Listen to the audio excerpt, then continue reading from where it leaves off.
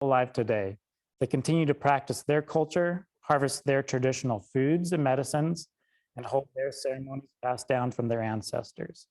Most people won't see or notice them, but they continue to be on the land they are connected to.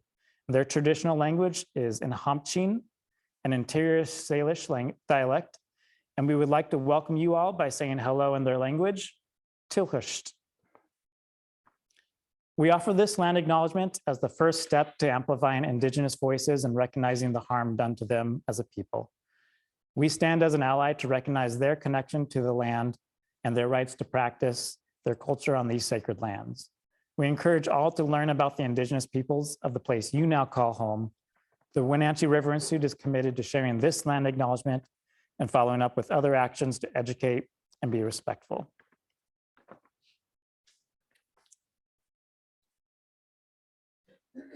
So for our speaker tonight, Dan Streiffert, he is a retired software engineer, and he worked in the economic operation of power systems. He now spends as much time as possible photographing wildlife.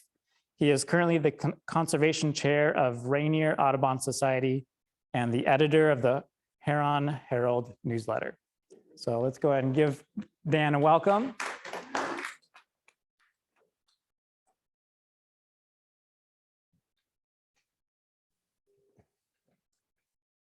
Yeah, so I retired about 15 years ago, and I've been coming to Malheur, I think just about every year, at least once a year to Malheur, every year just because I found it's the best place for photography in the whole Northwest, at least that I've found.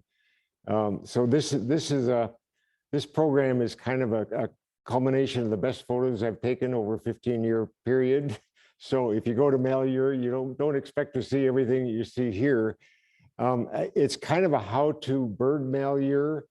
The first time I went there, it actually was like in probably around the early 1990 or something like that. And we weren't birders then. I went with my wife, but a good friend of mine was a birder, and he said it's a really neat spot to go birding. He says there's Steens Mountain. It's a huge 10,000-foot mountain. It's got big glacial valleys in it, all kinds of neat stuff to do. Well, we came out here and we drove to Malheur Lake, and you couldn't see it. It's a basin lake, and it changes in size every year. And the year we were there, you literally couldn't see it from the road anywhere. We went to the wildlife refuge and the headquarters, and we saw a few birds there, but we weren't really birders. And we looked around, and there's just a big, I mean, we're from the east side of the mountains. We'd hardly ever come over to the west, I mean, we're from the west side. We hardly ever come over here to the east. So we stayed around for a couple of days, and we kind of got bored and left. But several years later, after I started getting into bird photography, I actually took a birding course down there, a 5-day course at the field station. And it was really interesting to me because one thing we do is every morning we'd get up before breakfast and we'd go to the headquarters, which was fairly close by, and we'd walk the same circuit every day. And this was like this was the first week in June. And amazingly, the migration is still going on there. It starts like in April, and it was still going on in June. And you'd see different things every day. You'd walk exactly the same circuit, and what you saw yesterday may or may not still be there, and there'd be something new that you hadn't seen the day before. And it was just fascinating to me. So I started going back more and more and more, and it's a wonderful place. And so this is kind of a how-to see Malheur, but there isn't really a right way or a wrong way to do it. It depends very much on the year and how much water they have and things like that. So I'm going to try to do the sort of how-to thing, but I'm also going to try to incorporate kind of a history of that area, because it's sort of a whole history of Audubon, actually, in from sort of one location. And you'll see that as I go into this. So it's a 3-part video. Each video is like 20 minutes long, and I can stop to answer questions after each one. And then I'm going to end it with a short 2-page PowerPoint that kind of shows the history, the chronological history of the area. And I think that'll kind of show you what I'm trying to demonstrate here. So we'll start this. I've been volunteering for the Friends of Malheur for the last 3 years. I go down there usually in April and spend a month there. We have to work 3 days a week at the visitor store selling things, and then we have 4 days off to do whatever we want to do.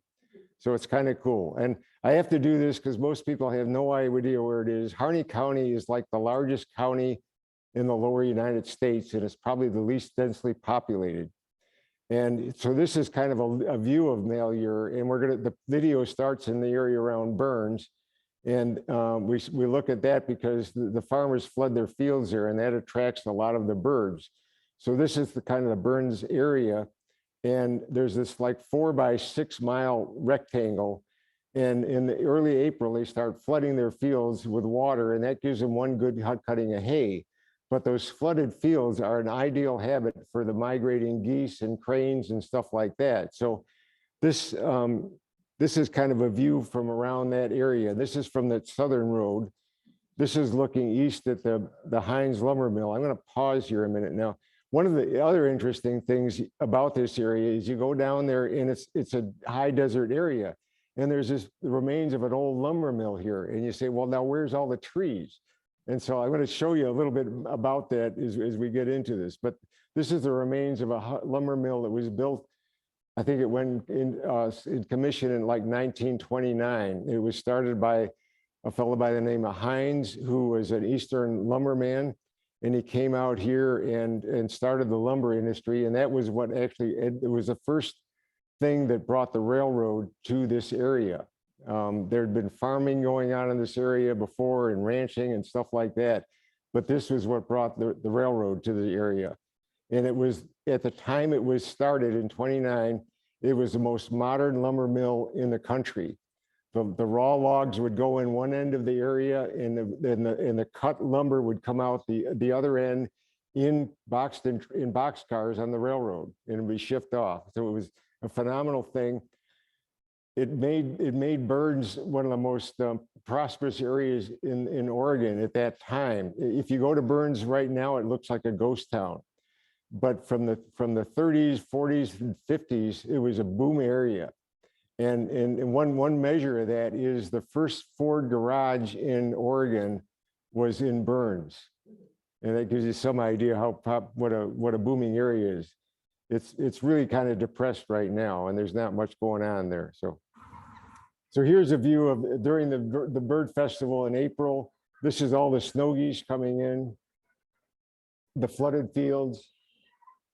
The farmers have just, the fields were cut in the fall, so some of them are burnt off, so all the grass is really low. There's lots of geese, snow geese, Ross's geese. You'll quite often see them like they'll be around for a couple of days, and then one day they'll all be congregating in one area from all directions, and then the next morning you'll go here and they're all gone. So it's like they moved on during the night. This is a sample of the blue morph of the Ross's goose.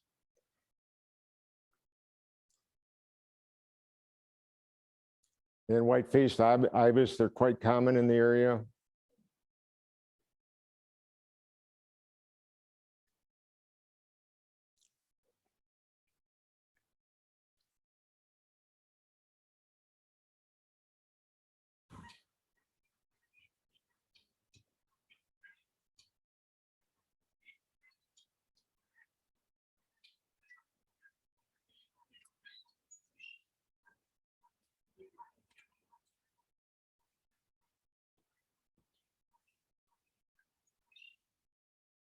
And that southern boundary of that rectangle, there used to be an old manure pile there, and the cranes love it, and a lot of the other birds love it. This was just a couple of years ago. I was with my daughter down there, and we were filming this thing.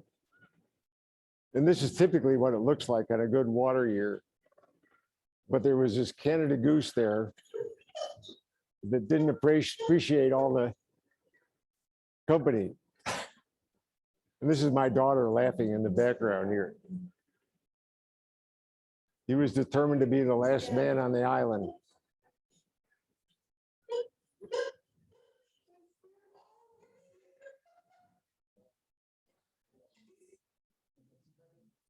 So one of the great reasons to go there is for sandhill cranes. And I don't know, have any of you been to the Othello Festival, Crane Festival? Well, this is much, much better than that if you haven't been there, because you can get much closer to the cranes and photograph them and so on. So there's basically three kinds of cranes. Mostly at Malheur, there's the greater and the lessers. The lessers tend to migrate through, up to maybe as far as Alaska. The graders, there's maybe 200 or 300 of them that actually nest in the area around Burns and Hines. So here's this example of the lessers. They have a much shorter bill. It's about the length of their head.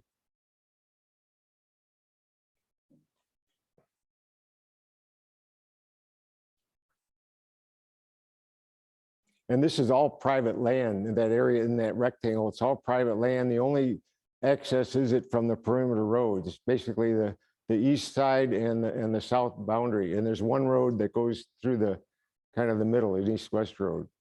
And here's an example of the greater sandhill cranes. You can see the bill is much longer than the head.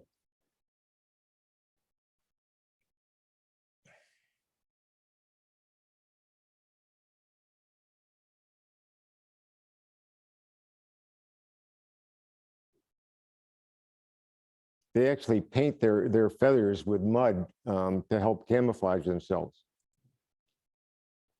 And they tend to stay in family groups.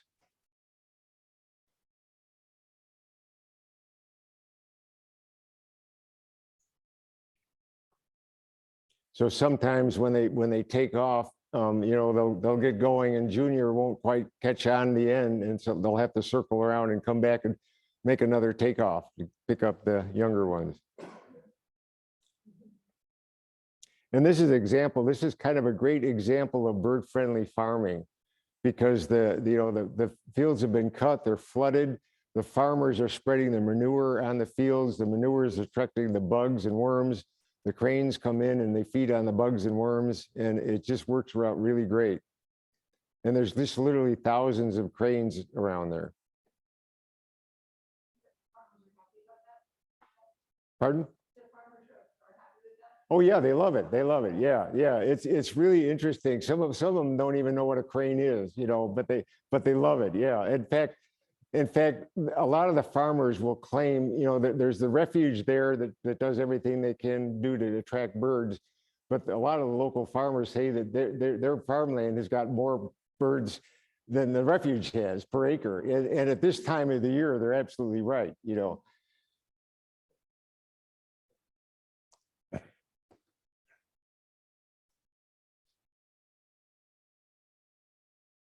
So this is one chance I've had in like 15 years to get some good close-up pictures of the cranes do a lot of posturing and arm waving, to kind of defend their territory. And this is what I call the political debate, because they've all been eating cow pies.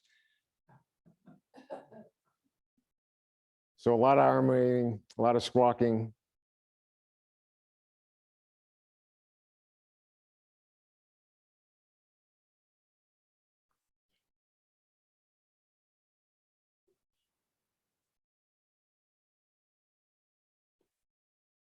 And they are very territorial. They'll usually mate for life, and they'll find a specific territory and try to return to it every year.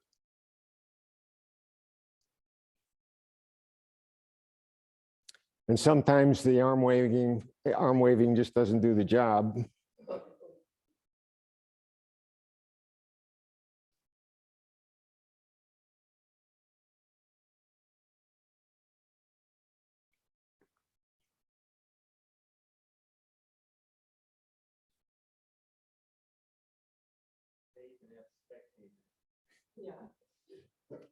This is interesting, because it almost looks like he didn't really expect to make contact. I think he was surprised.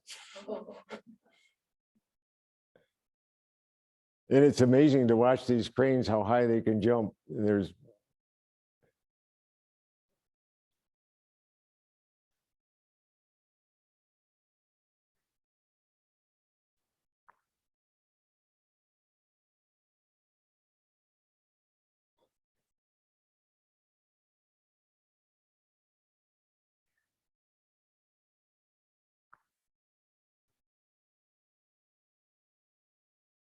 And this is that manure pile that's along the southern boundary road. And it's a good place to view the cranes.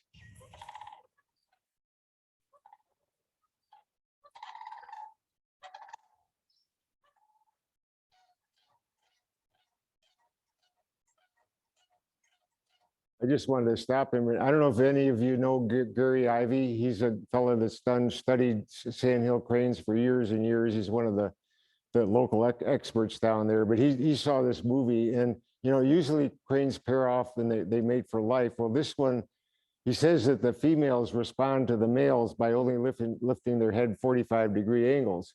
And in this case, it appears that this one male has got two females. And Gary said this is the first time he's seen that kind of a thing. So he's got a new research project, I guess.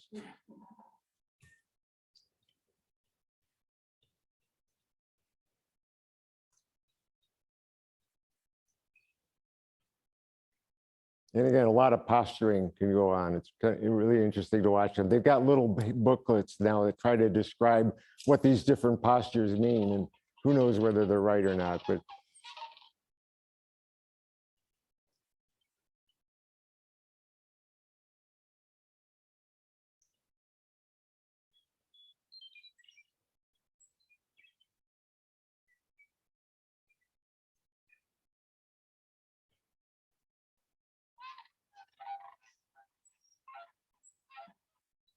kind of a prehistoric sound.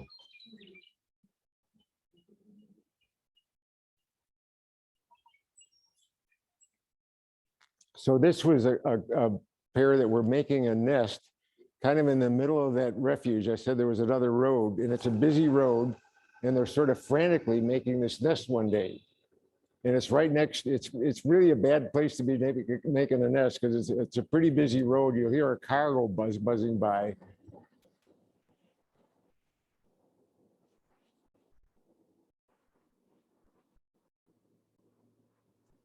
And this was the next day. So there's an egg in there. So that's why they were in a hurry. So the question is, why isn't she sitting on the egg? Anybody know? Waiting for the second egg so they can sit on them and both hatch at the same time.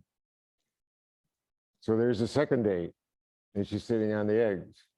And unfortunately, we had to leave that day. So I don't know what happened, whether they survived or not, but I suspect not. But if you could come back, you know, a month later, you might find this sort of thing, except by then the grass is so high, you'll have a really hard time finding those chicks. So, and this is another nest that's near Burns, same area. They're around, you have to look kind of hard to find them most years. And one year we tried going there really early. We got in there in March and it was snowing and freezing cold. There weren't very many birds. And we stayed 2 days and left, came home again. So yeah, the timing is important. But anyway, a lot of other birds in the area. And the birding is really easy to photograph. I mean, basically the best way to bird Malheur is to stay in your car because the birds are used to cars and it's a great blind.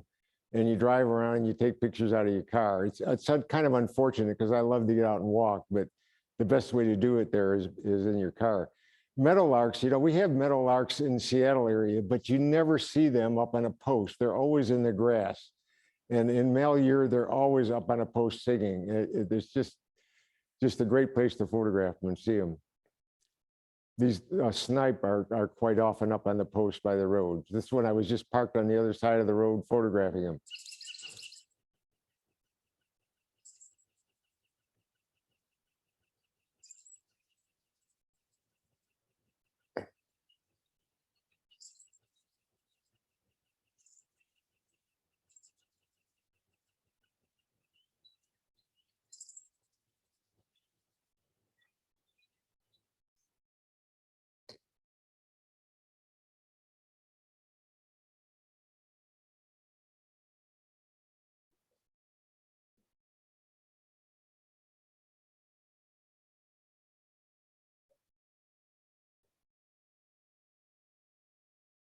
So one year we were there, and there's quite often these yellow-headed blackbirds, and they're usually around, but we weren't seeing any. We were there in early April, we didn't see them, and then we turned around the corner, and there they were. They just arrived, you know. So filling up the whole thing. So that's the way it is. Things are, it changes every day.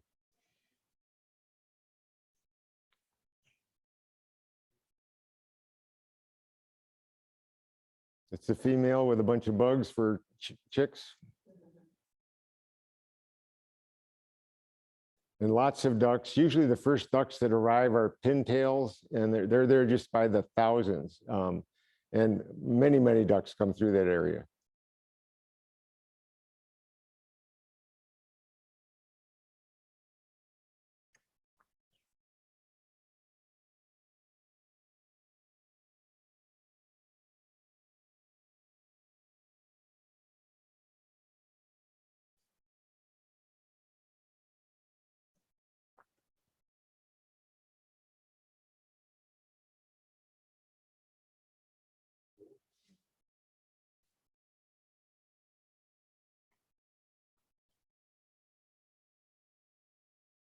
One thing I like about photography is it sort of captures things you don't see in binoculars, you know, because it freezes the moment.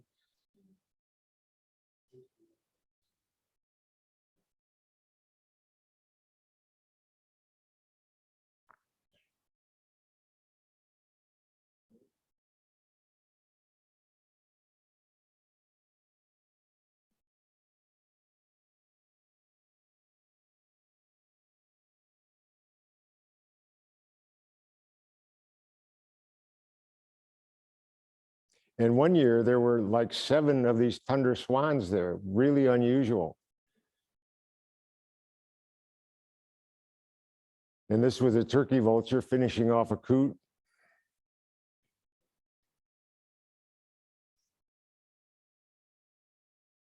Killdeers.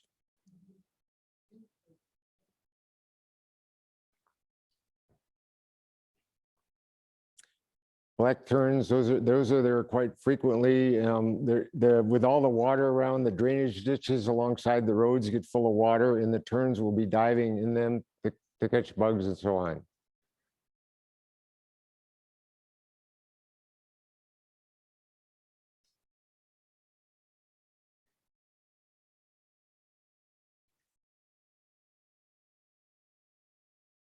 And it's a really good time to find burrowing owls because the grass has all been cut and they're really out in the open. The bad thing is they don't have their chicks yet. So all they're doing is kind of sitting there by their burrows, twisting their heads around. So I have yet to get a photo of the chicks yet. So lots of different shorebirds.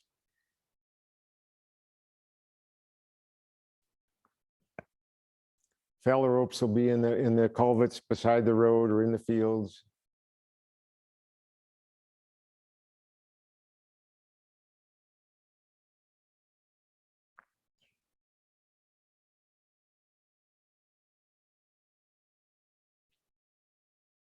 This is a long-billed curlew. I often wondered what it is they're eating in the fields, and this one was kind enough to show us a nice big juicy worm there.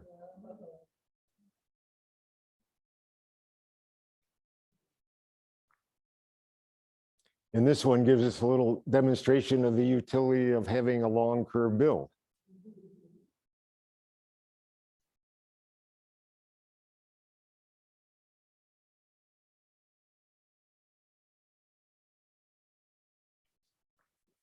And it's a good time to see courtship behavior.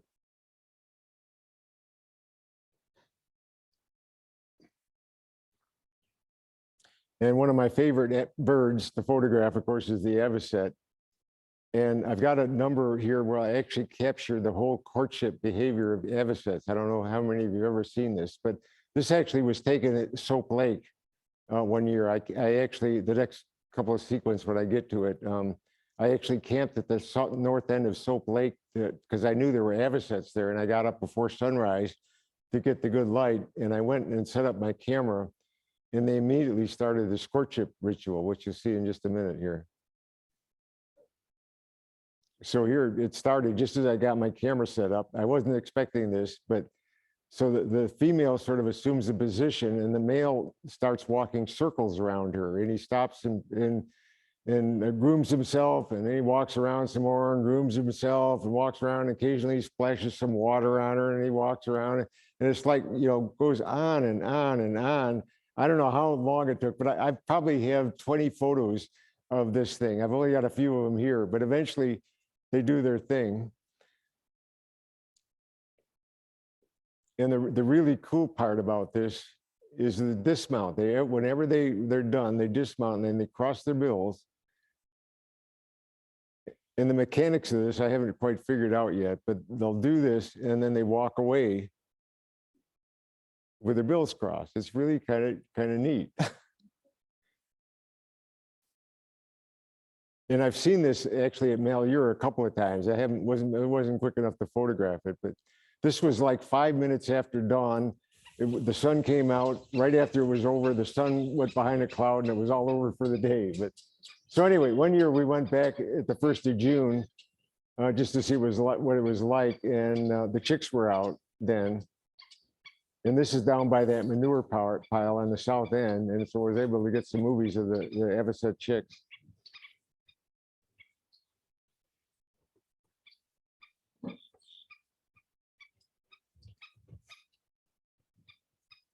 And there's lots of bugs by then.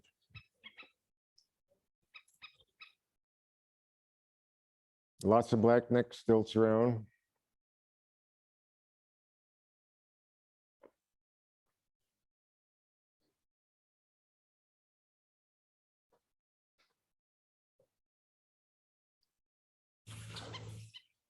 And we found baby stilts that same June.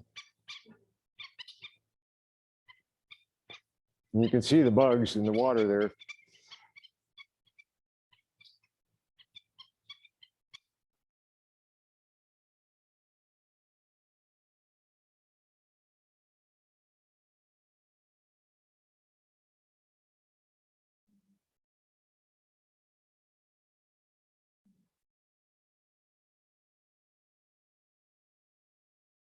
And then there's a great egret.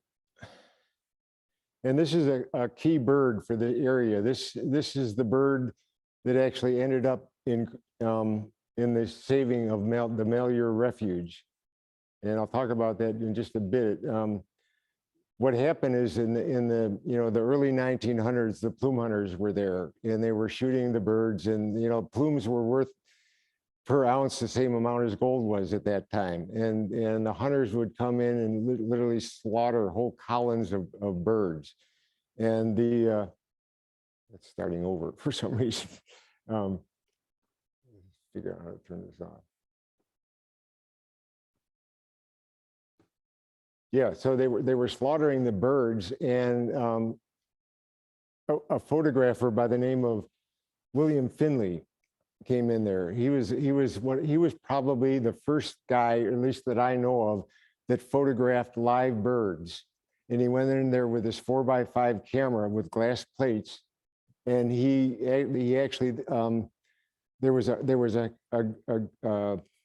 great egret colony. They were called white herons back then, that was full of egrets, or with herons. And 2 hunters went in there, I think in like 1908. And in one day, they killed every single adult in the colony. And Finley wasn't there. Finley came back 10 years later to photograph the herons or the white herons. And they discovered this island, and they went in and they found eggs left in the nest. They found the bones of chicks and stuff like that. And there's an estimate, I read one place that there literally were hundreds of thousands of these herons at that time. And when the hunters were done, there were like 121 of them left. And so Finley took his photographs to Teddy Roosevelt. And the result of that was that Teddy declared the self to be a bird refuge. Now, that didn't really do much because there was no funding behind it, and there was no plan about what to do.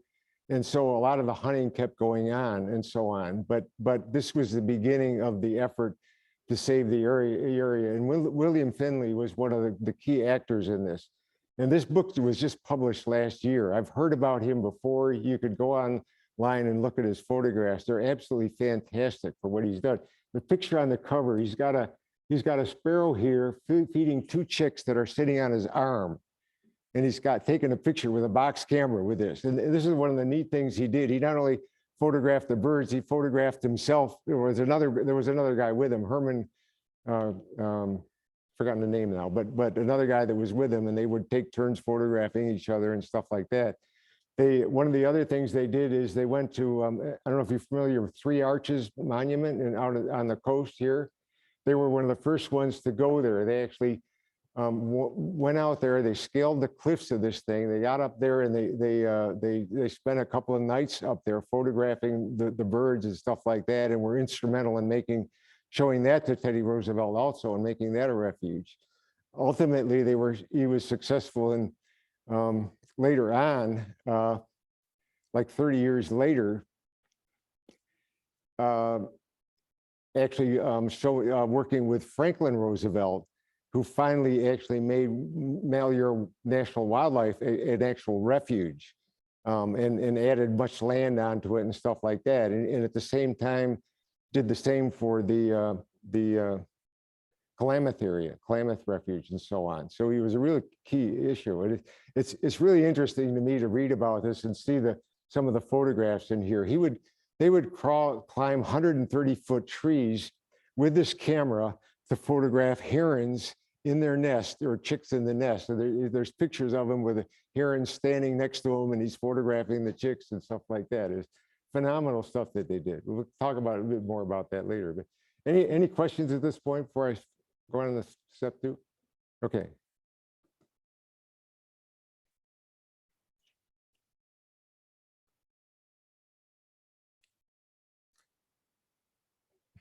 So in a typical year, in April, that's where most of the action is. It doesn't mean there isn't other stuff going on, but a little bit about the lake. It's a basin lake. It changes in the depth amount of water in it every year, depending on how much snow there was and so on.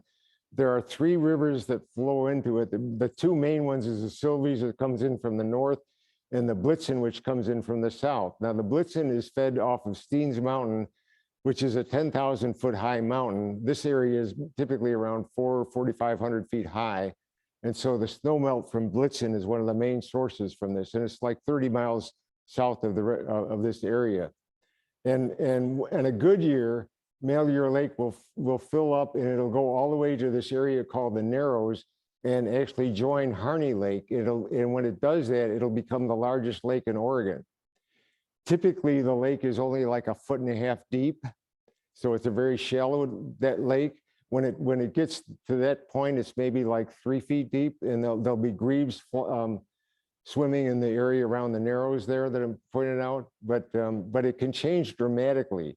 They're really, when you go to see Malheur, you will not see Malheur Lake except from a long distance away. It's not accessible to the public in general. But most of the refuge, here's the visitor center. The refuge extends 30 miles south down to the kind of the start of Steens Mountain from there. And it's maybe, I don't know, 20 miles wide or something like that. So that's the picture. And this picture, I went on Google Earth because I wanted to look at what it looked like in history. And with Google Earth Pro, you can actually take snapshots and go back in history. So this was one of the, in 2016. I don't think I've found anything more recent than that, but we can go a little bit further here. This next one.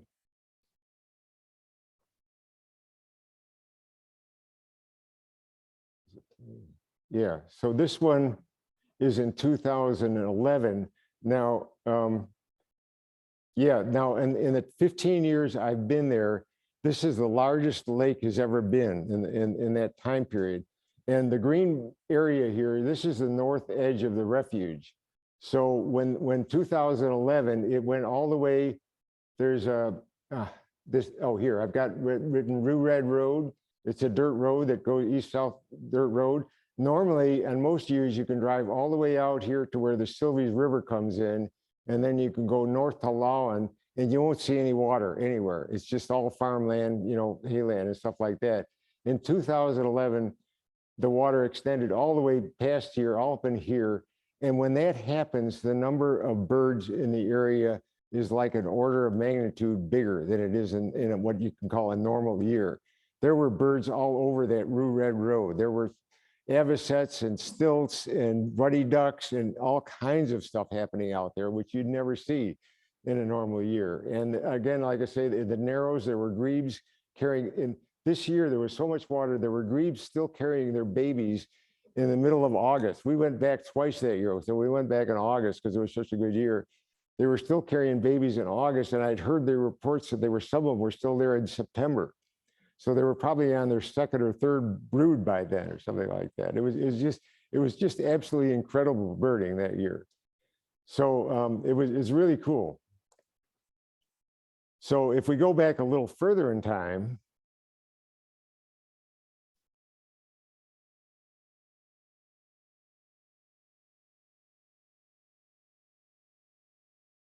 okay. Is it coming? Wait, how to start this? Oh, here we go. Okay. So in 1984, they had a super flood. And here's where the Rue Red Road was before. The road went all the way to Lawan here. It wiped out, this is the red here is the railroad that went from Clare to Crane up to the Heinz lumber mill. That was wiped out by the flood. The road south, this road here, 205, was wiped out totally through this area. The road from here to the refuge was wiped out. It flooded here. The water came right up to the edge of the buildings in the refuge headquarters that year. They'd never had, and this is the farthest back I can go in history on Google Earth. There's nothing before that, so I can't see what it looked like before that. But what happened here, that the lake changed dramatically. The whole nature of the lake changed because of this flood. And it wasn't just because of the flood, but what happened, this was a multi-year event. And even at this time, the lake would, I think the maximum depth was like around, what was it? Like I think it was more than 6 feet deep with that year. I think it was even up to 9 feet. But it would freeze every winter. And before this flood, this wasn't an open lake like this. It was like a full of tules, like it was a cattail marsh, basically. And it was beautiful habitat for ducks. There were hundreds of thousands of ducks that were nesting in the area. At the end of this event, with the freezing and thawing of the ice every year, it just sheared the bottom of the lake and destroyed all the vegetation. And at the same time, the carp got into the lake about that time. And so it's been an open lake ever since. And because of that, the number of ducks, the duck population in the area decreased by an order of magnitude. Again, there used to be quite a number of swans in the area. They introduced trumpeter swans there. Again, Gary Ivey was instrumental in that. At one time, they had a population of around 35 of them. This wiped out their habitat, their food source up there. And so most of those migrated further south into the refuge. There are white pelicans that nest on the lake. And I'm sure they were affected to some degree. And I can talk more about that later. But anyway, this was a total disaster. Now, whether this was the worst flood in history and what caused it is up to speculation. There were a lot of things that humans do. Humans love to control nature. They don't like rivers that overflow. They don't like beavers that flood their property. So did I mention this before? That at one time, when the fur trappers first came into this area, there were like 30 beaver dams per mile along the Blitzen River. And I think I didn't mention this. This is the first time I've done some of this, so I'm sorry I'm a little rough. But what happened with the beavers is the Hudson Bay Fur Company in the late 1800s decided that they were worried that America was going to annex the Oregon Territory. So to keep them from doing that, they hired this guy by the name of Ogden to exterminate the beavers in Oregon. And he literally did that. In a couple of years, they trapped and killed every single beaver they could find in the state of Oregon. Okay, and so the beavers were gone, and the beavers, 30 dams per mile for 30 miles up to Steens Mountain was a huge sponge like to soak up all that water. Well, what happened after that, the ranchers came in the early 1900s with cattle. Well, they started diverting water to make better pasture lands, and things like that. Then some of the farmers came in. There was a big act to drain swamplands during that time periods. And so there was a Swamp Act in Oregon, Swamp Act. And you could, if you drained a swamp, then you could homestead on it and claim that area. So we were draining swamps all over the place. All this stuff was going on. So when you had 3 heavy water years or heavy snow years on Steens Mountain, all the water was channelized, and there was nothing to obstruct it. And so you can imagine, all this water fills up Malheur Lake, and there's nothing to slow it down. Now, whether that was the cause of it or whether this was just a natural event, I mean, the lake has always, changed in volume and size. In fact, the natives that lived here were nomadic because they knew the lake was going to be different every year. And so they didn't have villages. So when the ranches came in, and they'd stake out their ranch, and then the next year the Indians would be living on there. They said, well, what are you doing here? You don't belong here. Well, they didn't have villages, so they were moving every year. So who knows what, the story, but part of this certainly has to do with man trying to fix things, and doing it for his own good. And the only creature I know of that does things like that, maybe just to a large extent, are the beavers. And they've reshaped the whole world in many ways, So one of the great solutions, of course, would bring the beavers back, but that's really, really hard to do for political organizations and stuff. So it's an interesting history anyway. And it's good to understand these sorts of things, because again, you can go there, a good water year can be really terrific and so on. But anyway, so now as a result of that, the main highway here now has been raised up to be, I don't know, 12 or 15 feet above the floodplain when you come down through there. So you're driving on this raised platform and you look all around, you don't see any water. It's strange. This was a book that was published fairly recently. It's written by Nancy Langstrom, and she was trying to talk about this whole development of the West, the ranchers and the homesteaders and the conflicts and all that kind of stuff. And she used Malheur as a model to talk about this. And so it's a great book. She talks about the whole history of all of this in her book. One of the interesting things about it is the first rancher to enter the area was a guy by the name of Peter French, and he came from California with a herd of cattle, and he settled at the south end of where the Refuge is right now. And there's a place there still called the P Ranch. And at one point, he was actually a fairly progressive rancher, because at that time, most of the cattle were in the wintertime, they would just let them roam free on the range, and then they'd corral them up in the spring. Well, Peter decided that he would actually herd the cattle and move them to higher pastures in the winter and move them down. He'd try to keep them on good land that was good for the cattle, where there was food for them. So he did a lot of diverting of water and things like that, and was able to grow his herd. He was actually pretty nasty because he kept growing, the size of his ranch kept exploding in size and size. And at one time, they believe it was the largest cattle ranch in the country. I mean, it extended from, I showed you on the map, the southern end of the Refuge was like 30 miles south of the headquarters. Well, that's where the P Ranch was. At one time, he owned that whole land from there up to the Refuge headquarters, and he probably owned as much further south towards California. It was absolutely huge ranch.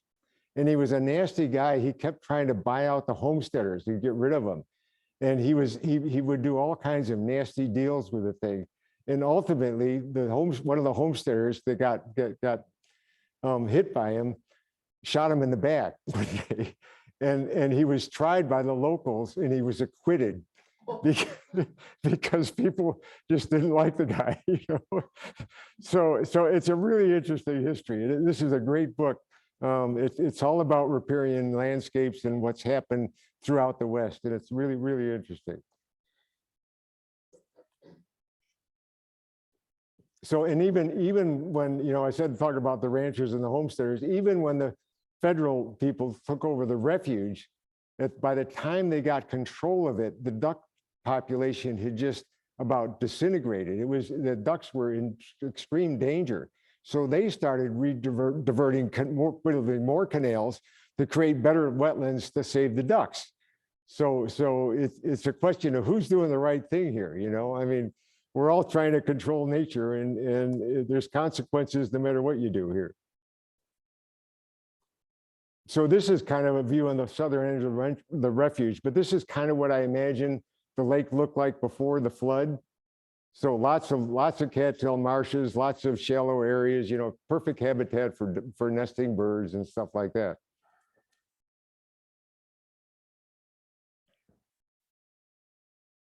So here's a picture of Finley up in a tree with this big camera, and there's a great blue heron right next to him, and he's photographing. You see the nest you can see all around him. He's probably 100 feet up in a tree here somewhere. Amazing stuff this guy did. So here's a better look at the refuge itself. And the next section, we're going to look at the section 2 here. That's the area pretty much mostly out on Rue Red Road, and pretty much in 2011 when we had the super high water year, because that's when a lot of birds were there.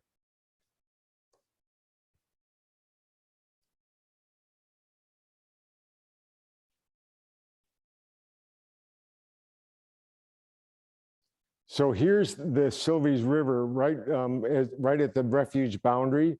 And this is an old homestead that used to be there.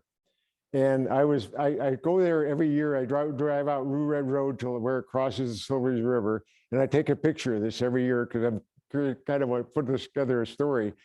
Well, the last time I was out there, I was parked there taking a picture, and this lady pulls up to me next to me in a pickup truck. And she says, "That used to be my house." And I said, "When?" She said, "1984. And then she drives away, and I'm wanting to, wait, I want to ask you a bunch of questions. So I actually later, I mentioned that to some of the other folks at the headquarters, and there's a guy there by the name of Rick Vettering who knows her. She still lives there. And he said, he tells them about the story about what happened here. The flood was coming at them. They were trying to save their homestead. They tried building a dike around it. I don't know how high it finally got. But again, what finally chased them out was the ice. It wasn't the water, it was the ice. It just tore everything down. So Malheur is French for bad luck. It was apparently initially named by the trappers that came in there. They apparently had a big store of furs somewhere, and somebody, I don't know if it was the natives or somebody, stole it all, and they started calling the place Malheur, you know, bad luck place. And it's continued. The cattlemen came in. They had great natural grasslands for 10 or 20 years, you know, and then they were gone. So they had bad luck. So it's interesting area.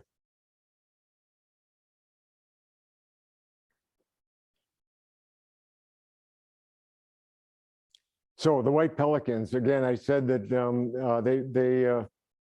Gary Ivey was instrumental in introducing them there at one time.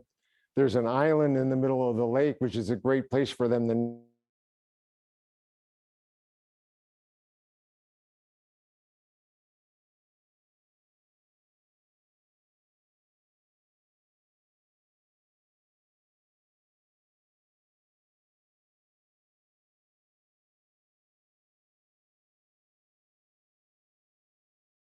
if there's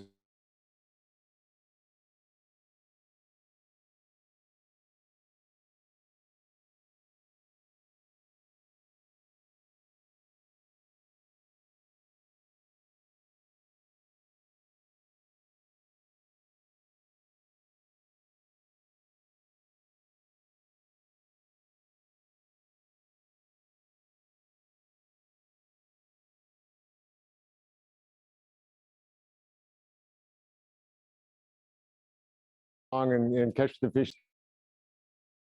circle, put their bills down and just converge that way.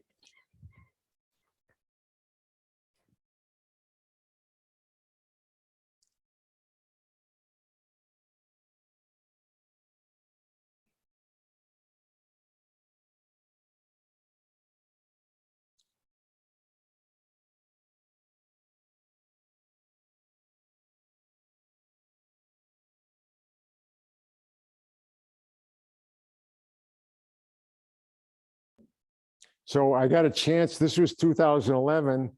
The black-necked stilts have the similar courtship to the avocets, except that it happens so fast that you'll only get about 3 photos. No messing around.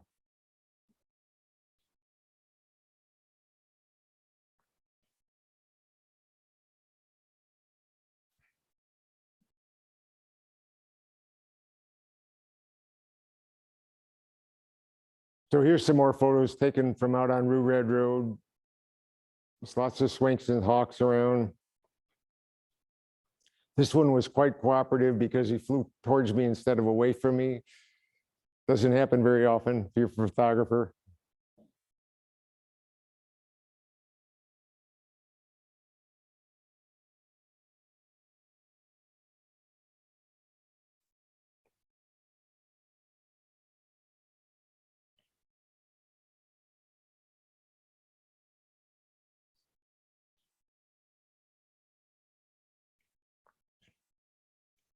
Lots of pheasants around there. I think they actually release them for the hunters at times. I'm not really sure, but there's a lot of them around. Usually they run as soon as they see you, but this one allowed me to take a little photo of her, or video of him. And actually he had 2 hens with him. It's the first time I'd ever seen a hen pheasant.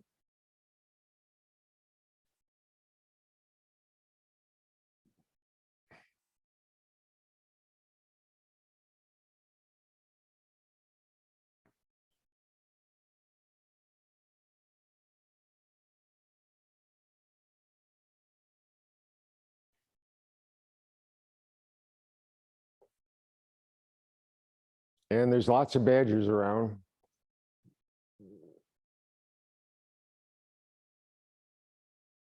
Lots of mule deer.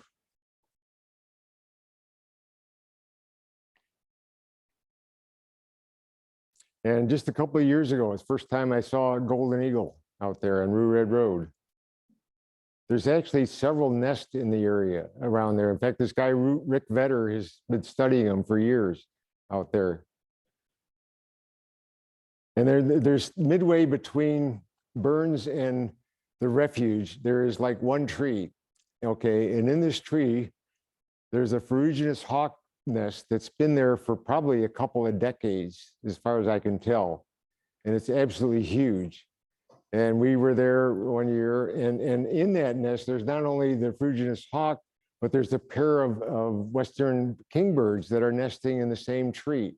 This is what happens when there's limited habitat.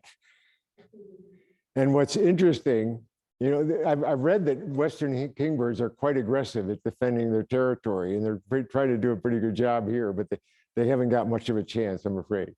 I just recently, last week, saw a picture on their Facebook page of the same nest, and those kingbirds are still there. So apparently they regularly nest together. So this was taken from the road. It's all private property again, and I'm using a 500 millimeter lens with a doubler on it. So it's like 1,000 millimeters plus a cropped sensor. So it's like a 1,700 millimeter lens. And so we were trying not to disturb them. And we went there like 3 days in a row, and we'd only stay like about 10 minutes and try to get photos and then leave them alone. But these are the best photos I got. And this was the 3rd day.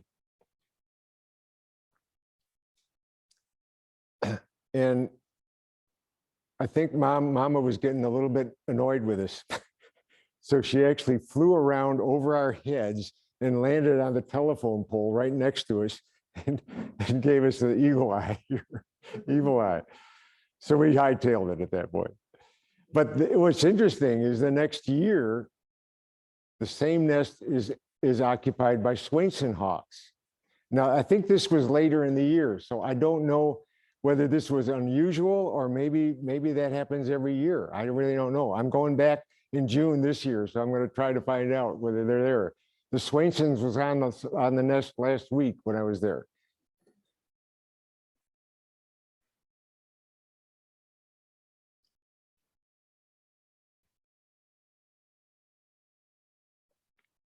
So pronghorns, lots of pronghorns around here. I'm sure you're familiar with them, but they're really interesting animals. They're literally the fastest land animal in Western Hemisphere. They can outrun anything in North America. They've been clocked 60 miles an hour and 15 miles an hour for like 15 minutes. This guy here, John Beyer, spent 20 years studying them in Montana. He got so he could name 80 individuals, which he followed many of them from birth to death. And it's a wonderful book. You can read this thing. It's not just about pronghorns. It's about life in the sage and stuff like that. He talks a lot about birds and things like that. But it's an incredible story. And these animals really are quite unique. They don't like to jump fences. Because they're so fast, their leg bones are like thin as pencils. They're really, everything about them is designed for speed. They can outrun anything. And one of the things that's always amazed me, one of the best places to see them is right along that main road that goes down to the refuge. There's a huge floodplain there, the big flat floodplain. There's no trees, no grass. There's not even much grass there. The pronghorn will be out there in large herds sometimes. And I kept wondering for years, why are they out in the open like that?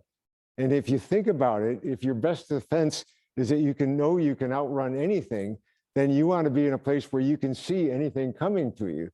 So if you watch them when they're settled down, they say there's only 4 of them there, each one will be facing a different direction. They're continually scanning the horizon. It's really, really interesting to watch them.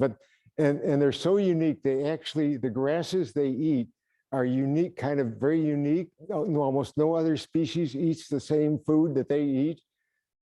So they're not really competing with anybody else. It's a really great book. It's fairly thin, but it's a really wonderful book. And the photo cover there is done by what's his name? Famous bird photographer, lives in Seattle. The guy that did the stuff for Alaska with us. I can't remember his name, but anyway, good cover. It's a great book, and I certainly recommend.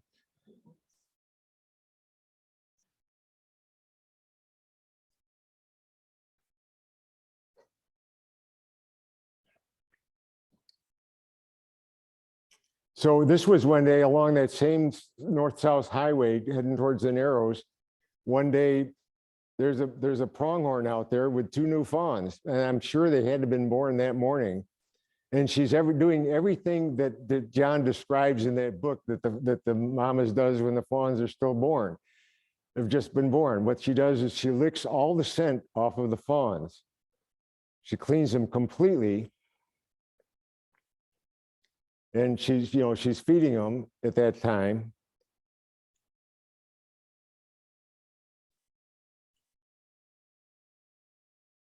And then when she's done, what she will do is send them away from her to hide in the grass. And then she will go off and feed for like 45 minutes or an hour. And then she'll come back and feed them again, lick them again, and send them off. And these fawns are, in about a week's time, the fawns can run a man. And in 2 weeks' time, they can literally outrun anything. So they're very vulnerable to coyotes that first week or so. So this is the Narrows, again here, showing you what it looks like here.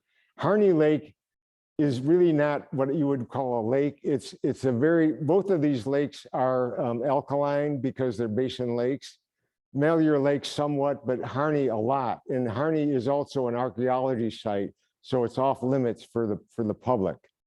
And it's extremely alkaline. There's all kinds of stuff. Anyway, it's an interesting area, but you can't get into it. So this is primarily looking at the Narrows here. And this is again in 2011 when there was lots of water. So there's lots of birds, lots of grebes in that area. August 15th, 2011.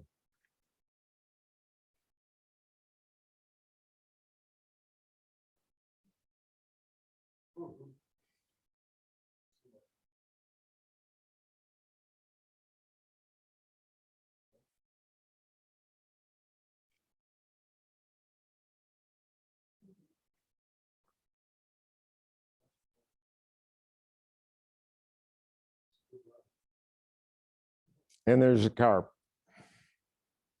They have tried to exterminate the carp several times by poisoning the lake. The carp will bury themselves in the mud, you know, even when the lake dries up, and they can rejuvenate themselves when the water comes back in. They're up in the streams also. They're not just in the lake. So it's really a big problem to get rid of them. The Sodhout Ranch was part of the P Ranch one time, and this is right up there near the headquarters building. There's a rookery, a heron rookery there that formed when the lake was large during the '84. It became an island, and the Great Blues discovered it and made a heron rookery out of it. And there's also here cormorants that nest there, and there's some great egrets nest there. A couple of years ago, when I was there, 2019, there were bald eagles nesting there, and it's the first time bald eagles have been nesting on the refuge in 100 years. And there was one right there at the here, and there was another pair nesting down by the P Ranch, and they were both successful that year. You can see the chickle stick her head up here a little bit.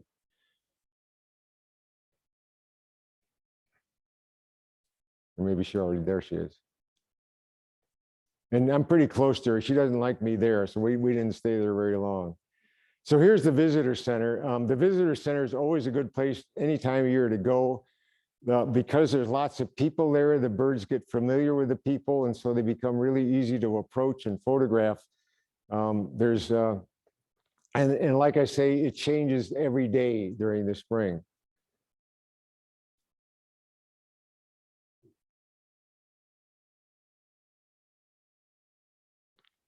They also have bird lists there. You know, people write down latest sightings. There's lots of really expert birders there to help you find things.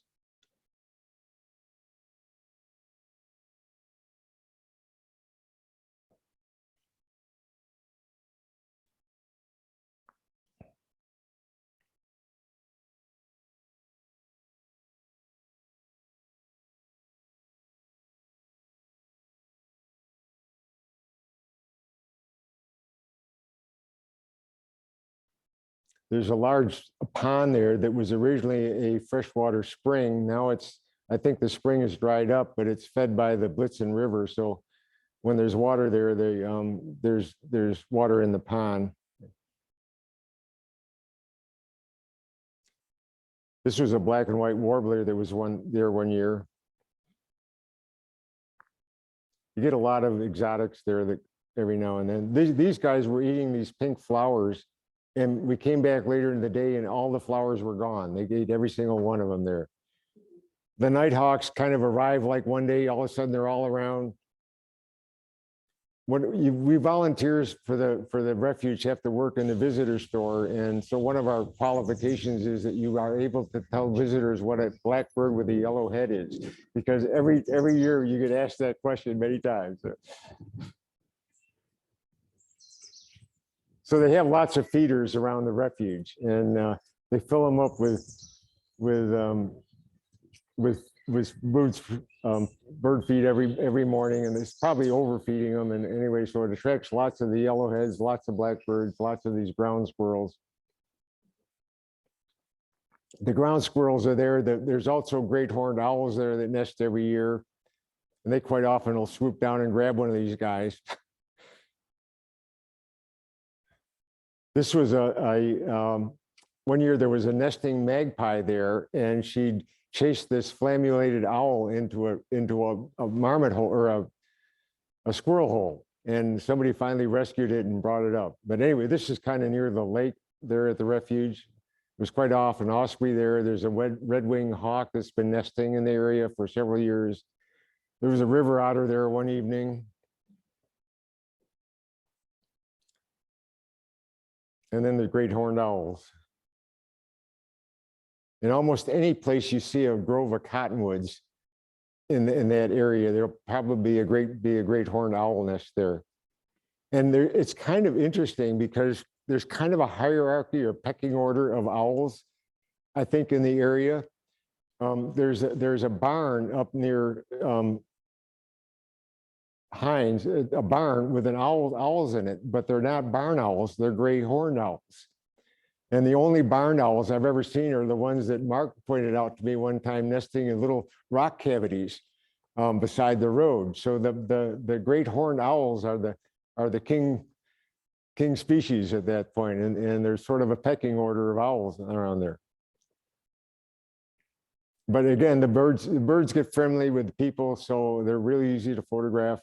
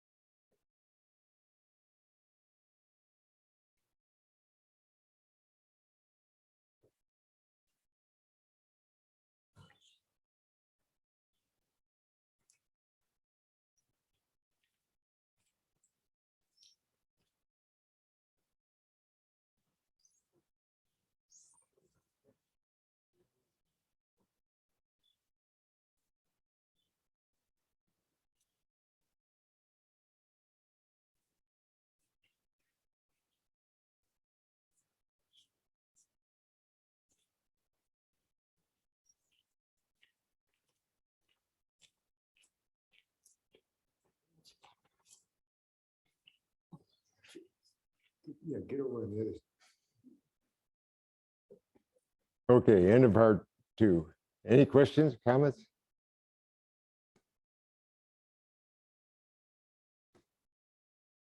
Okay, so this part 3, we're going to go from the Refuge headquarters south on this what's called the Center Patrol Road, which is a 1-lane gravel road. It's kept in really good condition. So here it is, this red line here. It goes all the way down here near to Benson Vista. Then you have to detour. There's a kind of a section that's not open. So you have to come out to the main highway, go down here a little bit further down towards Benson Pond, and then you can go in there and follow it all the way down to the P Ranch. And most years, again, there's not really a typical year there, but most years, particularly recently, there's been a lot of low water. So the northern section of this, you don't see a whole lot yet. It's still sometimes worth the drive. I always drive it when I'm down there, but you'll see a lot more action down in the southern part.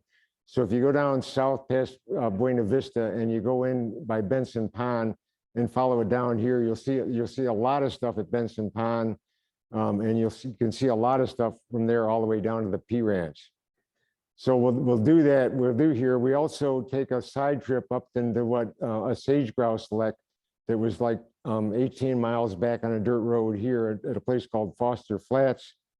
And then the last thing we do, we went this in 2011. It was such a great year. We decided to go down the east side of East Steens Mountain. Now, Steens Mountain rises from like 4,000 feet on the west to 10,000 feet. And it's a fault block mountain. Then it drops straight 5,000 feet straight down to the Elver Desert, which is a huge, flat area where people race their cars and do things like that. Well, in 2011, even in August yet, it was still, the whole area was just a river of water, and the whole desert was in flower. The Elver Desert was a lake that year. And so we had to go back that year. We did a trip around there. So I'll show you a few photos of that.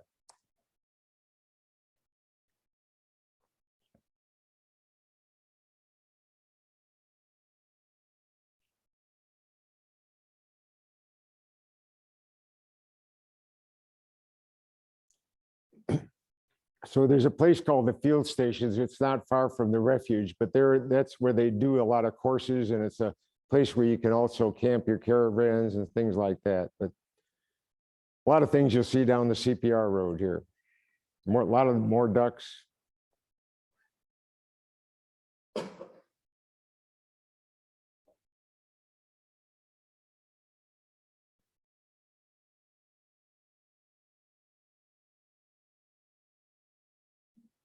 And the ruddy duck's my favorite bird, I think. Duck with a lot of character.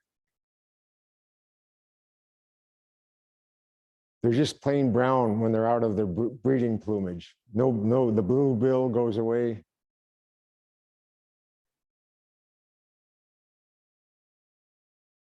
But what they do, their courtship is they go with their tail straight up and they slap their belly with their bill, and it forces air out of their feathers and makes these bubbles.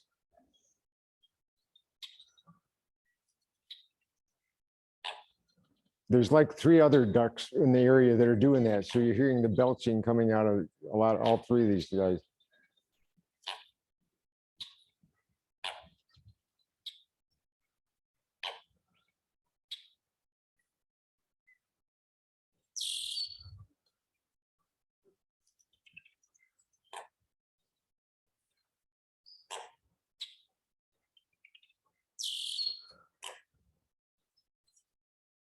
And so this is the sage grouse lek. And actually, Mark and I went up there. I went up there twice, I think, and got photographs. It's really great, except that you have to be there at sunrise, before sunrise, and you're shooting right into the sun. So the photoing conditions aren't real great. But I managed to get some photos that were pretty good.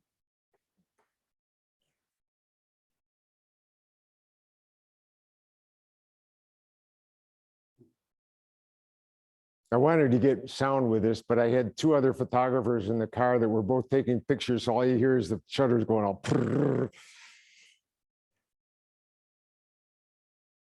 And there were a couple females around, but they're really hard to spot.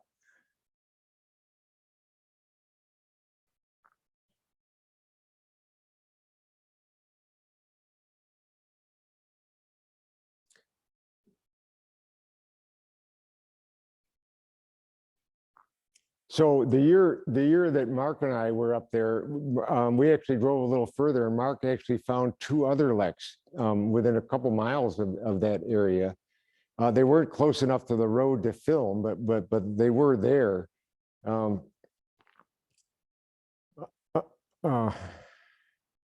Yeah, general rules for visiting leks. There's not very many around anymore, but. And again, I think I said before, birding Malheur, the best way to do it is in your car. So this is a lek in 2013, same thing. A huge fire went through that whole area. The whole, there's not a bit of sagebrush left there anymore. So this is Buena Vista Lookout. This is like halfway down the refuge, just kind of a lookout, looking east from the lookout area. This is Steens Mountain, rising gradually from where we are up to 10,000 feet, dropping straight down the other side.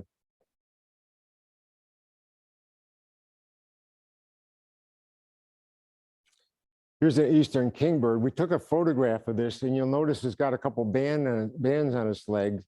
About 30 minutes after I took this picture, we ran into 2 wildlife guys coming from the other direction. Have you seen any eastern kingbirds? I said, yeah. You got a photograph? Yeah. He looks at it, brings out his notebook. He says, yeah, we tagged that guy 2 years ago. So he probably made potentially 2 trips to Colombia and back since then. Kind of neat. So here's Benson Pond. You always got to visit Benson Pond. It's one of the few places you can really get out and walk. But a little bit about the trumpeter swans.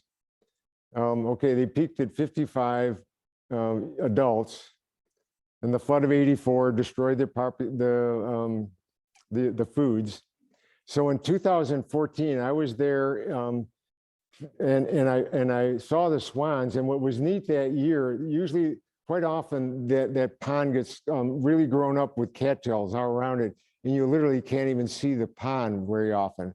Well, that year, 2014, they had to do some work on. There's a dike on the pond, and they had to restore that. There's a few nasty beavers that keep wrecking the place, so they had to trap those and take them away.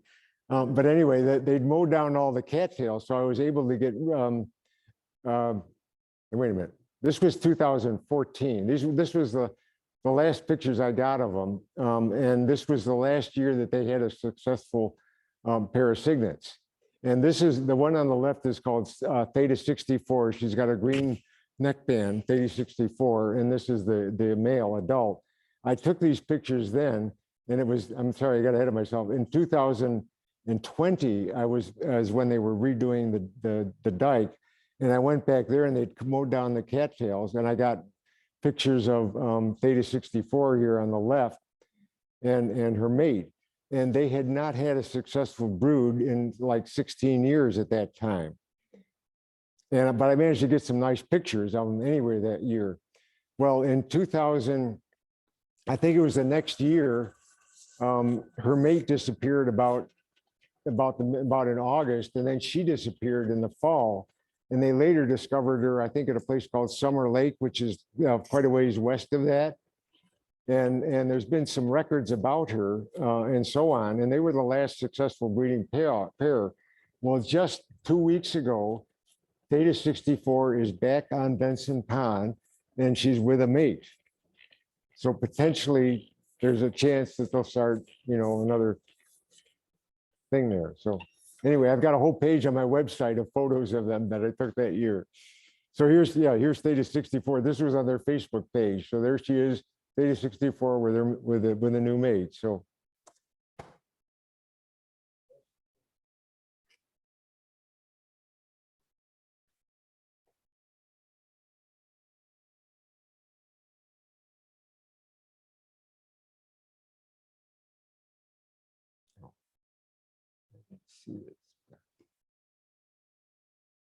So along the CPR road, particularly from Benson Pond down, there's all kinds of willows on both sides of the road, and they have to keep mowing them down every year. But probably every 100 yards along that road, you'll find another yellow warbler nest. They're just thick as fleas down through that area.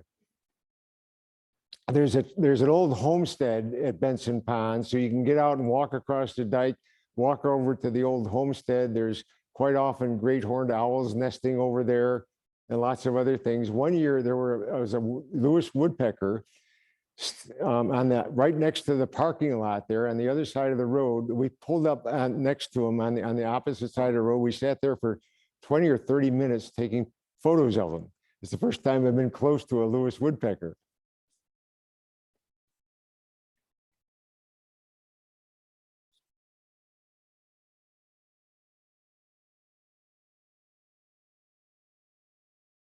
And there's a pair of kestrels that hang out in the area. Lots of kestrels all over the place, actually.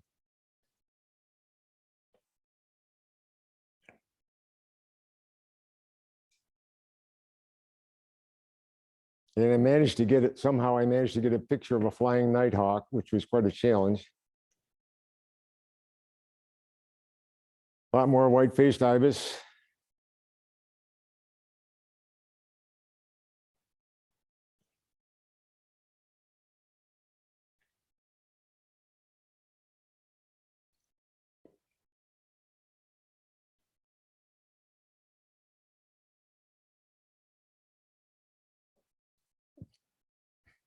It's interesting here, if you look at the one on the bottom, doing a little in-flight wing repair.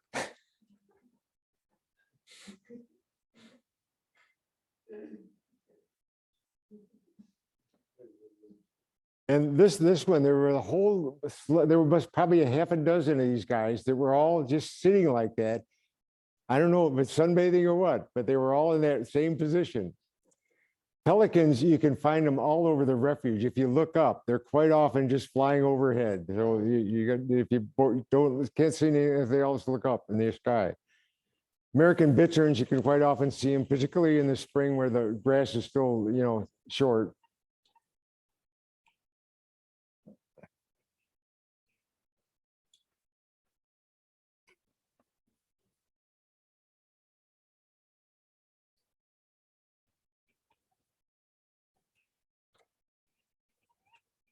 I love to watch it when they're on the hunt.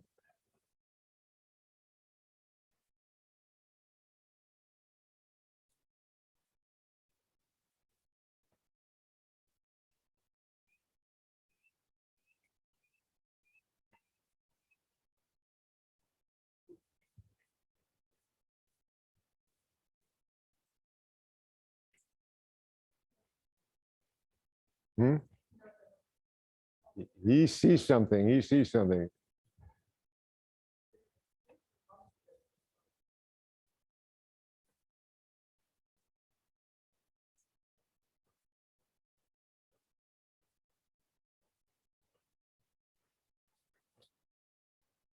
Looks like a fish.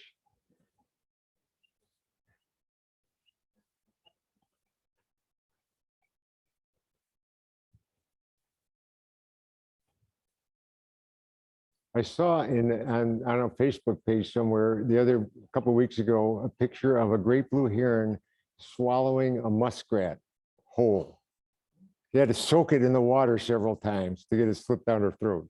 Anyway, here's actually what appears to me to be a courtship for bitterns. I've never heard anybody describe this. I've never read about it anywhere, but there were two of them, and one of them was walking circles around the other one.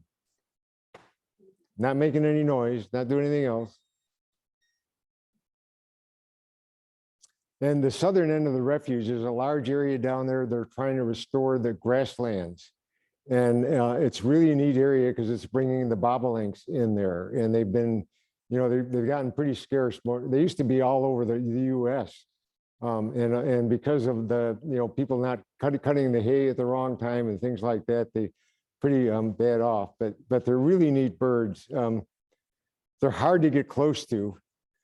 But this is one of my favorite photos, I think, because it kind of shows the context. They're grassland birds, and because the grasslands typically have few perches, few trees in them, they actually defend their territory by singing while they fly, which is kind of a neat trick. If you think of trying to sing while you're running, how could you do that? Well, if you understand birds and their whole anatomy, the way their lungs work and so on, they can do things like that. So it's kind of interesting. But I've tried like the Dickens to get a movie of that, but I've only seen him do that like once or twice. There's a really big mule deer down at the southern end. And this is Page Spring Campgrounds. And if you ever go there and you like to camp, you have to stay here. It's like a birder's paradise. You can camp here in a place that's just full of birds. We were out this morning and Mark found us a yellow-breasted chat. This is the first place I ever saw a yellow-breasted chat when Mark found me one there. I went down there and camped a couple of years later, and I had like 3 of them around me singing all at the same time. It was just amazing. There can be huge flocks of cedar waxwings flying out over the river, catching bugs. Just a real variety of birds. And it's just a lovely campground, lots of grass, quiet.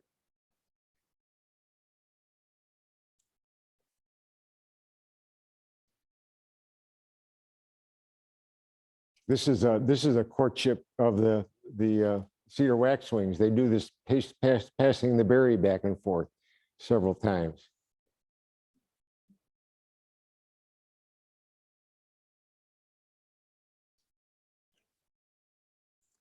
And here's my yellow-breasted chat. This isn't the one that we saw with Mark, but this is one I got later on. For some reason, the sound got out of sync with this. I don't know why, but well, maybe it's not. Yeah, it is.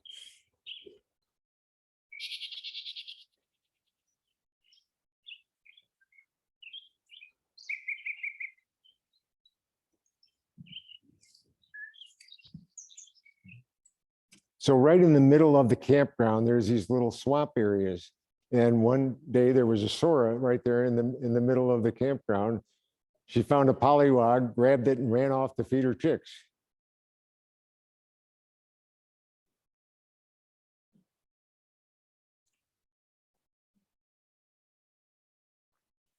One year there was a Lewis's woodpecker on one of the fences right at the campground there.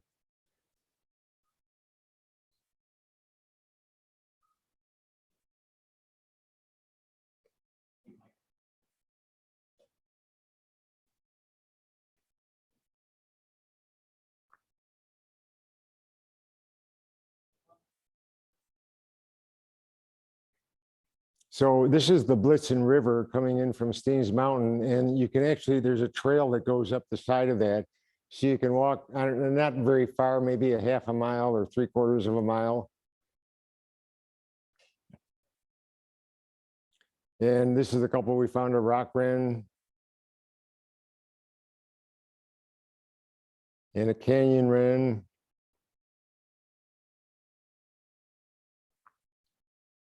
And this was a canyon wren that was nesting in a cliff swallow nest, and she'd modify it so the hole fit her. And about a year later, I had this on my website, and I get this email from this gal who's studying wrens that nest in that do that sort of thing, and she's writing a paper about it, and she wants to know more about it. So it was kind of interesting.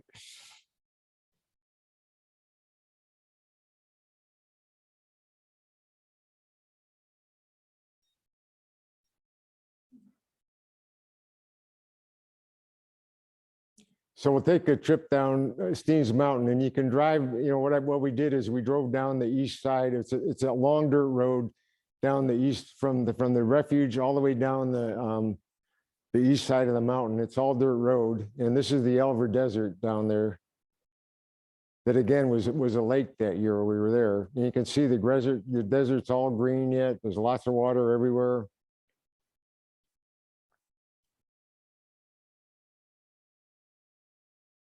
It's a long ways from a gas station, so you want to make sure you're filled up. And again, and even that year, there were dust storms, and there's still snow on the mountains. This is August. And this is the only town down there at the kind of the south end of Steens Mountain. It's a great place to get get a hamburger or something to eat and so on. And across the street, there's a small little park, and in the middle of the park, there's an island that has a great horned owl nest on it. So that's cool. And then on the way back on the main highway, coming up the west side of the mountain, we encountered this, and it took us 30 minutes to wait there before they all got through. So there's still large cattle ranching going on down there. And this is the top of Steens Mountain. This is the Kyger Gorge, a huge glacial cut valley. There's several of them like that going in different directions. This is looking down on the Malheur Desert over here on the top right.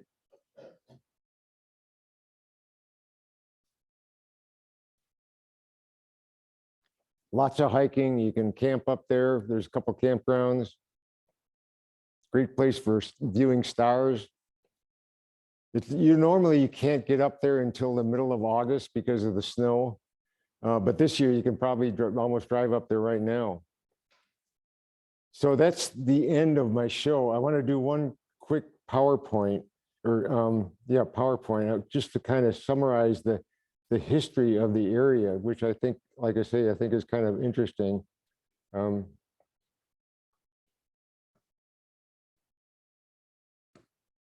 So what happened during the Clinton administration? You know, Clinton did a lot of things. He did for the spotted owl, you know, and things like that.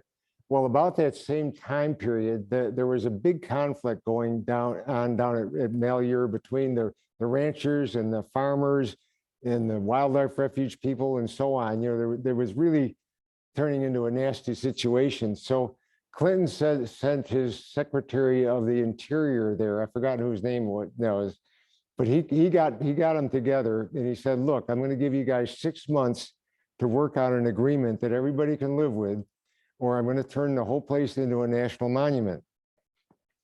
And so they had 6 months to do this, and they actually pulled it off. And what was interesting also, though, I lost my train of thought now. But anyway, they pulled it off, and they came to an agreement which not everybody was happy with, but they were all willing to live with. And like the ranchers I mean, there was a lot of grazing going on Steens Mountain and things like that. Well, so that's still going on, but it's much more limited now. And the ranchers ended up with like 35-year leases that they can live with, you know, and have a guaranteed future. And the wildlife people got you know, some stuff that they wanted and so on. So it ended up with a pretty nice agreement that's been working ever since. So what happened a few years ago, the Bundys came down there with their militia and they tried to take it over, and they went around and they wanted the ranchers to sign this petition they had that the federal government would turn over this land to the ranchers, right? They could not get a single rancher to sign that agreement because everybody was happy with it. And the ranchers really know that they cannot make a living by trying to manage this themselves. You know, it's a bargain for them to pay their low fees for grazing their cattle on there. They could never do that and make money on it doing themselves. And so they know they have a good agreement. And the wildlife people have got they've got better access to water now and things like that. So it's been a wonderful agreement. And it was really, I think, a wonderful, you know, it's a really neat solution. If you look at the way this country right now is, we're all in tribes now, you know, nobody talks to each other. Nobody watches the same news. It's just a horrible situation. It really is. But this is a great example of where, you know, if you really are willing to sit down and talk with each other, you can come up with a great solution. So it's what I kind of like looking at this history. I want to just give you this brief chronology here. I can do this. So the little short history, 1890, the gold rush comes in here for the blue bird plumes. What to do now? Getting all kinds of stuff I don't know what to do with.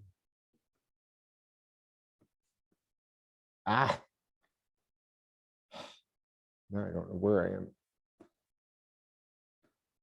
Here we go. Okay, sorry. Okay, in 1908, Herman Borman and William Finley come in there to visit the lake, and they photograph what's left of the great egrets. They discover this colony. Like I say, Nancy Langstrom wrote, out of the hundreds of thousands of egrets that had once nested in the lake, only 121 were left.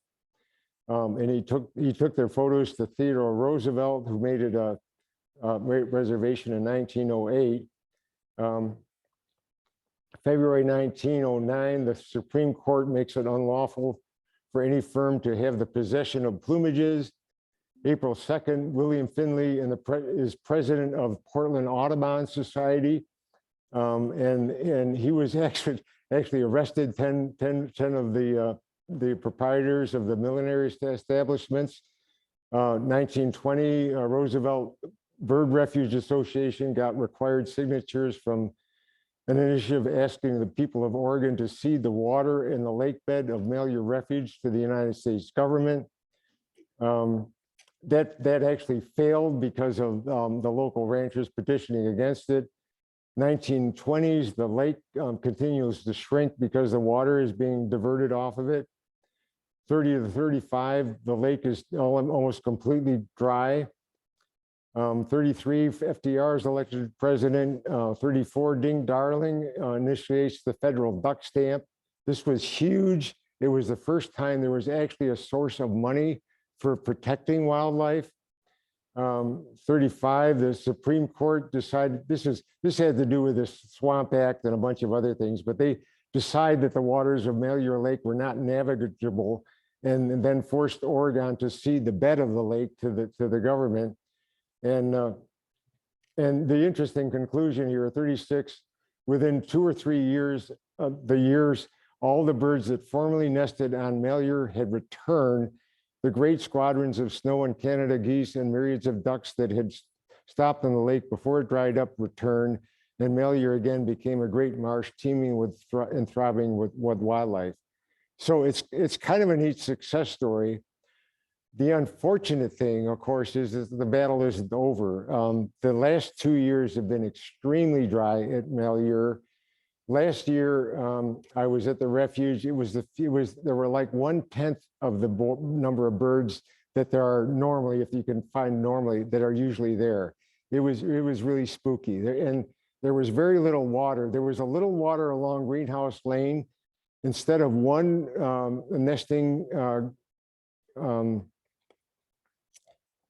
sandhill crane nest, there were 4 along that road because it was the only place where there was any water. And unfortunately, as they were nesting there, the water was drying up. So I don't have any idea whether any of them succeeded or not. This year, it's even worse. They had absolutely no snowpack last year. I was down there a couple of weeks ago, or a week and a half ago, and there's no water at all anywhere around Burns and so on. But the birds are back. It's strange. There are like a normal population of birds. There's tens of thousands of snow geese. There's thousands of sandhill cranes around there. The snow geese are all roosting on the sewage lagoon, the local sewage lagoon, because it's the only water there. But they actually do that most years because it's a good, safe place for them to be. But in the day they're out in the fields, and fortunately, it was raining and snowing almost every day I was there. So things were starting to turn green and so on. So it looked a lot better. I was sort of dreading going down there because I didn't think there'd be anything there, but there was really a healthy population of birds, but it was really stressful because there were a few places where there were collections of water and they were just full of birds and they were all competing for everything that was there. There was one spot we went, there were like 40 willets on the pond. There were a whole bunch of California gulls, and there were a bunch of gold yellowlegs. And so the yellowlegs and the willets were probing for worms, and they'd pull out these long earthworms. And as soon as they got it out, they would start running like gangbusters because all the gulls would just gang up on them and go at them. And 50% of the time, the willet or would end up dropping the worm, and the gulls would get it. And this was just going on continually all day long. So the birds are under a lot of stress. There's limited food supplies available there. So it's really spooky. And we're in the middle of actually a kind of a long period of drought. And now this has certainly happened in the past, historically, but in the past, there's been other places for them to go. And so it's really getting kind of spooky down there for this. So I encourage you, if you're interested in the area at all, I encourage you to visit the Friends of Malheur website, and you can subscribe to their newsletter. I think it's $10 or $15. It gives you a lot of information about what's going on there. If you're interested in going there, you can contact them and find out what the conditions are like and so on. If you're interested in volunteering like I am, I go down there and spend a month, have a great time, photographing and stuff like that. And it's super fun experience. So they're always looking for volunteers for help. So any other questions, comments? Yeah.